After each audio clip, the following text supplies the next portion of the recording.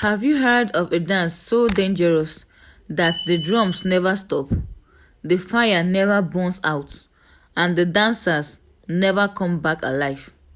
This is the story of a girl whose beauty brought her to the edge of the grave, and whose dance step became a warning whispered in villages till this very day. In the heart of Umokwe village, the air was alive with drums, flutes, and chants. The festival of marks had come again, a night when spirits were believed to walk freely among men. The villagers lit great bonfires, painted their faces, and wore carved marks. Among the crowd was Adaeze, a young girl dressed in a simple white wrapper. Her beauty was unmatched. Her skin glowed like moonlight, her eyes sparkled like river water, and her laughter carried like bells. Everyone loved her, and yet, that night, something strange followed her.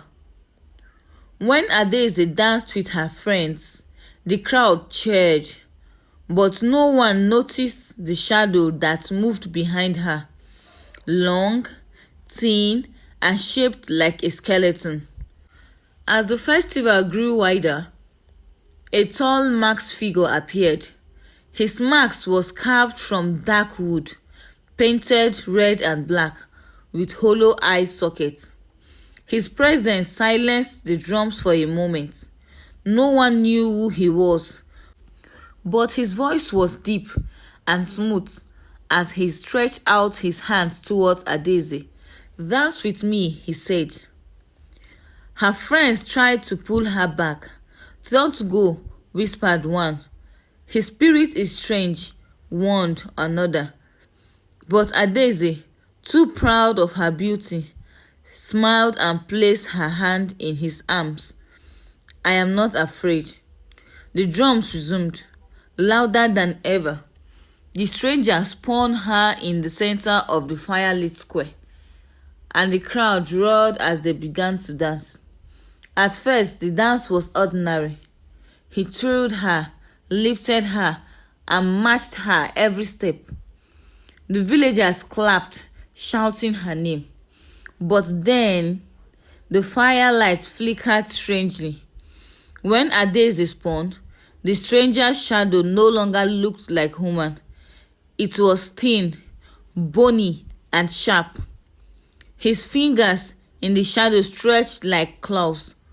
His feet looked like they belonged to the grave. Adaeze gasped softly, but when she looked at his face, he only smiled under the mask. "Dance, Adaeze, dance until the night ends." The drums grew faster. Her feet moved on their own. Her breath came in gasps. She tried to pull away, but his grip tightened her like an iron. The elders watching from the edge of the square began to murmur. "This dance is not for the living," one said. "She is dancing with death itself," another whispered. Adaeze's friends cried out, but the villagers only watched in silence. No one dared to interrupt the dance of death. Sweat poured down her face.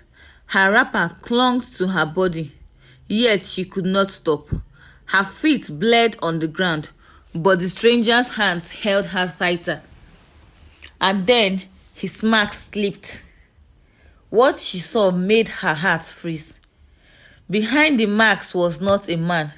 He was a skull, hollow eyes glowing like fire, teeth grinning wild. Adaeze screamed, but no sound came out. The drums were too loud.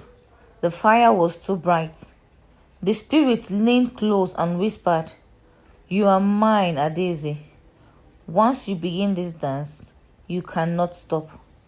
The villagers gasped as the fire suddenly rose high into the night. For a moment, they saw not Adaeze, but a pale skeleton in her place, spinning in the arms of death. When the flames died down, she was gone. Only her white wrapper lay in the dust.